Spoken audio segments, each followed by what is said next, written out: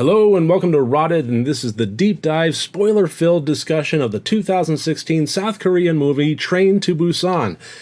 And though I described in my review how it ripped my heart out, and it was, I said it was unrelenting in that fashion, and I really meant it. Honestly, okay, when the girl was saying, don't leave me, in that small intimate scene they were still on that original train, and she was saying, don't leave me. And it was, towards the end of that train ride, but even so, they, at that point they were in the vestibule. I thought that was really, really touching, and the performance sold that, and it had me misting up. I was fighting it. Not going to happen. This is a zombie movie. I'm not going to cry. And then he made his sacrifice, and she was wailing in the conductor's chair there. And yeah, I lost it. I couldn't help it. It was very, very touching. Everything about the way that it was filmed, her performance, it really, really got me. And I was very surprised by that. And then I was thinking, okay, sacrifice over. Good to go. Let's watch as they get to Busan and everything's fine. Hunky-dory, they're saved. Roll credits. Happy days.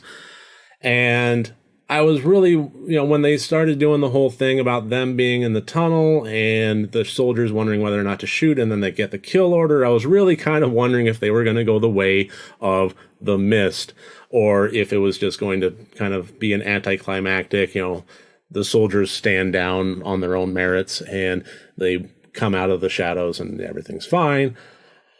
The one thing that I wasn't expecting was for her to be singing that damn song, and got me again. Waterfalls. I couldn't believe they got me again, and I love them for it. I really do. I have no issue with the masculine identity of I can't cry during a movie. If the one thing that I love is when art, and I don't necessarily mean movies, but I mean art, in every medium there is, when it can make me feel something that hard.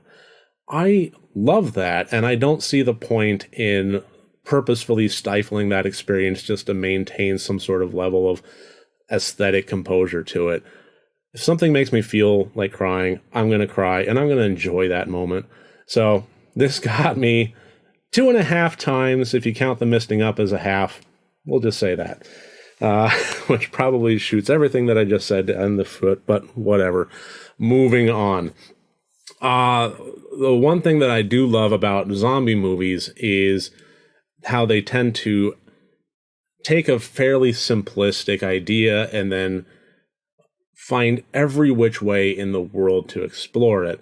And with The Walking Dead, I really have been feeling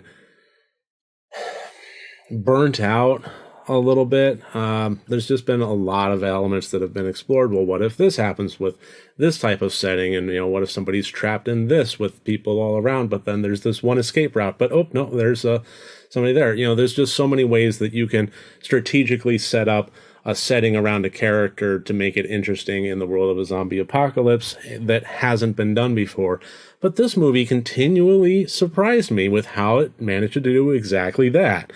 The train element I thought was very fantastic as far as a setting that made the zombie outbreak interesting. It kept things contained, but it also kept things dangerous, and it kept a sense of logistical problem solving that was really interesting, and how they went about solving that with taping magazines to their arms and protecting themselves. I thought that was very, very clever. It kind of reminded me that, or it made me think that perhaps the filmmakers had done a very thorough read of Max Brooks's Zombie Survival Guide, which is a really good read in any case. And and the scene where the train car is tilted and the windows are at an angle as they're on the ground, I thought that was really spectacular. It was just an interesting element with the whole dynamic of all the stuff that they explored regarding the trains, to have the zombies be encapsulated and not an immediate threat, not any this is dangerous right now, but when they wanted it to be, when they wanted a window to break, when they wanted a door to open, they were able to do that. And I loved the moment of the older woman having, watching her sister through the window, and you just know she's going to open that door. Great moment there. I really did like that.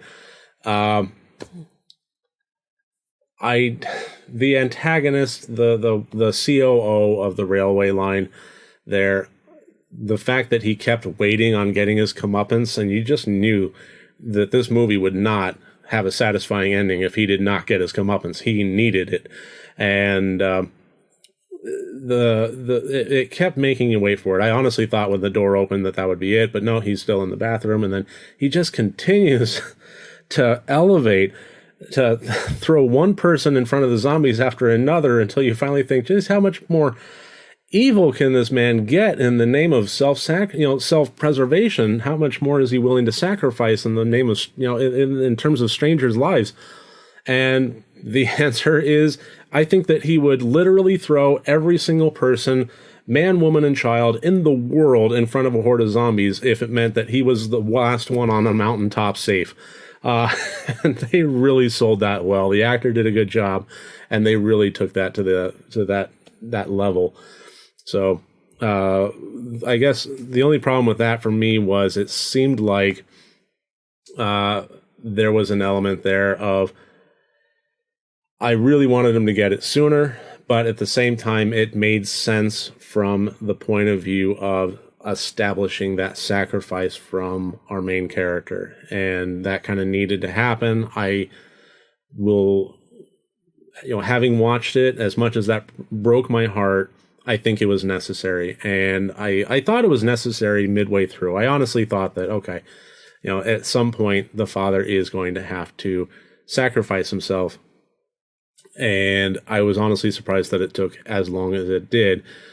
So, yeah, I wish that guy had gotten it earlier, but I could see why he didn't. I could see why he worked in the grand scheme of things to make that plot work, and that the protagonist sacrifice work as well as he did. So, that's about really all I wanted to cover on any specific level. What I would love at this point is to hear from you. If you feel like I overblew this movie and it's not worthy of it, if you agree with me on, some aspects but not on others, whatever, I would love to hear from you in the comments. I will be reading them. I will be replying to them. I will be engaging with them.